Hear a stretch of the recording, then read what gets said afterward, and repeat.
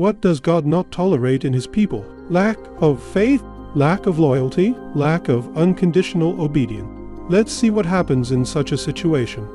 But why you should watch this film? I encourage you to explore lesser-known biblical stories or familiar stories from a lesser-known perspective. I do not impose any views or opinions. I simply present the biblical text truly and ask difficult questions.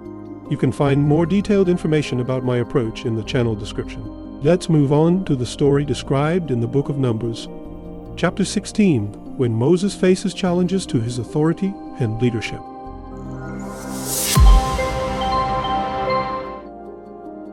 Now Korah, the son of Izhar, with Dathan and Abiram, took some men. They rose up before Moses with some of the children of Israel, 250 princes of the congregation called to the assembly, men of renown.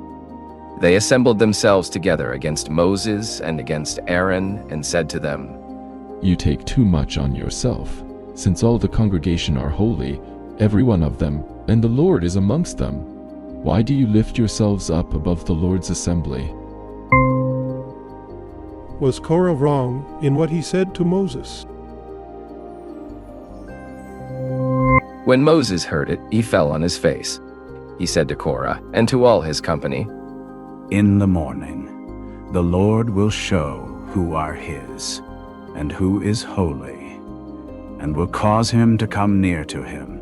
Even him whom he shall choose, he will cause to come near to him. Do this, have Korah and all his company take censers, put fire in them, and put incense on them before the Lord tomorrow. It shall be that the man whom the Lord chooses, he shall be holy. You have gone too far, you sons of Levi. Why would God care about such a trivial symbol as a censer?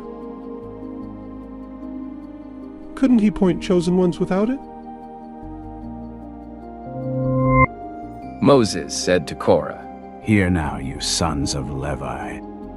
Is it a small thing to you that the God of Israel has separated you from the congregation of Israel, to bring you near to himself, to do the service of the Lord's tabernacle, and to stand before the congregation to minister to them, and that he has brought you near, and all your brothers the sons of Levi with you? Do you seek the priesthood also? Therefore you and all your company have gathered together against the Lord. What is Aaron that you complain against him? Moses sent to call Dathan and Abiram, the sons of Eliab, and they said, We won't come up. Is it a small thing that you have brought us up out of a land flowing with milk and honey, to kill us in the wilderness, but you must also make yourself a prince over us? Moreover, you haven't brought us into a land flowing with milk and honey, nor given us inheritance of fields and vineyards.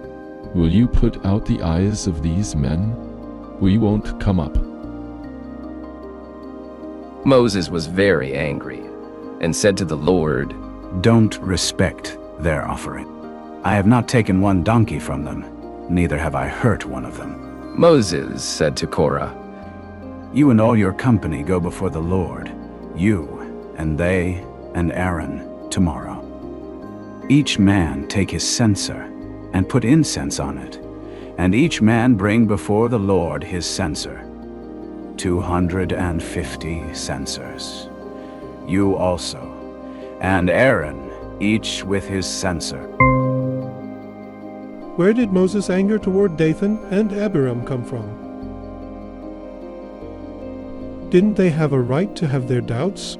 Did Moses expect unconditional obedience? They each took his censer and put fire in it and laid incense on it and stood at the door of the tent of meeting with Moses and Aaron. Korah assembled all the congregation opposite them to the door of the tent of meeting. The Lord's glory appeared to all the congregation. The Lord spoke to Moses and to Aaron. Separate yourselves from amongst this congregation, that I may consume them in a moment. They fell on their faces and said, God, the God of the spirits of all flesh, shall one man sin? And will you be angry with all the congregation? The Lord spoke to Moses, saying, Speak to the congregation, saying, Get away from around the tent of Korah, Dathan and Abiram. Moses rose up and went to Dathan and Abiram, and the elders of Israel followed him. He spoke to the congregation, saying, Depart, please, from the tents of these wicked men, and touch nothing of theirs, lest you be consumed in all their sins. So they went away from the tent of Korah, Dathan and Abiram on every side. Dathan and Abiram came out, and stood at the door of their tents with their wives, their sons, and their little one. Moses said, Hereby you shall know that the Lord has sent me to do all these works, for they are not from my own mind. If these men die the common death of all men, or if they experience what all men experience, then the Lord hasn't sent me. But if the Lord makes a new thing, and the ground opens its mouth, and swallows them up with all that belong to them, and they go down alive into Sheol, then you shall understand that these men have despised the Lord. As he finished speaking all these words, the ground that was under them split apart. The earth opened its mouth and swallowed them up with their households, all of Korah's men, and all their goods. So they, and all that belonged to them, went down alive into Sheol. The earth closed on them, and they perished from amongst the assembly. All Israel that were around them fled at their cry. For they said, Lest the earth swallow us up. Fire came out from the Lord and devoured the 250 men who offered the incense. What exactly were Korah, Dathan, Abiram, and their entourage guilty of? Was their destruction an adequate punishment? The Lord spoke to Moses, saying, Speak to Eleazar the son of Aaron the priest, that he take up the censers out of the burning, and scatter the fire away from the camp. For they are holy, even the censers of those who sinned against their own lives. Let them be beaten into plates for a covering of the altar, for they offered them before the Lord. Therefore they are holy. They shall be a sign to the children of Israel.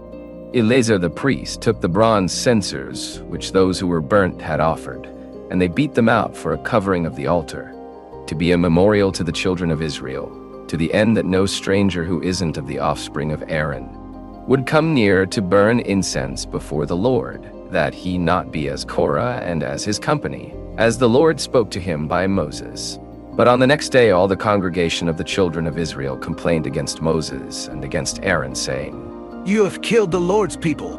When the congregation was assembled against Moses and against Aaron, they looked towards the tent of meeting. The cloud covered it, and the Lord's glory appeared. Moses and Aaron came to the front of the tent of meeting. The Lord spoke to Moses, saying, Get away from amongst this congregation, that I may consume them in a moment. Moses said to Aaron, Take your censer, put fire from the altar in it, lay incense on it, carry it quickly to the congregation, and make atonement for them. For wrath has gone out from the Lord, the plague has begun. Aaron did as Moses said and ran into the middle of the assembly. The plague had already begun amongst the people. He put on the incense and made atonement for the people. He stood between the dead and the living, and the plague was stayed. Aaron returned to Moses to the door of the tent of meeting, and the plague was stopped.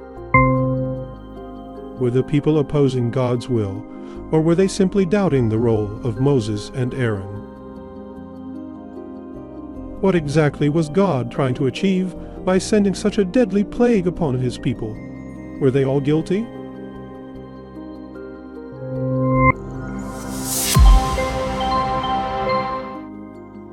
Thank you for your attention. If you enjoyed the video, I would appreciate your support.